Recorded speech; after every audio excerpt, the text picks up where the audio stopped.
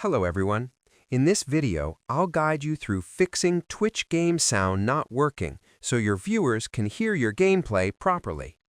First, check your streaming software and make sure desktop or game audio is enabled and assigned to the correct track. Next, open your mixer panel and ensure the game audio slider is up and not muted.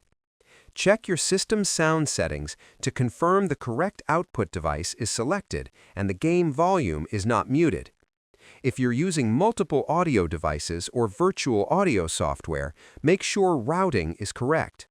Restart your streaming software and the game to refresh audio capture.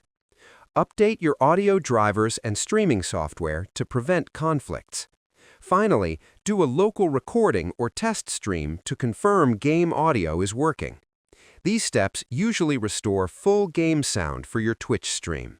Subscribe the channel for more videos.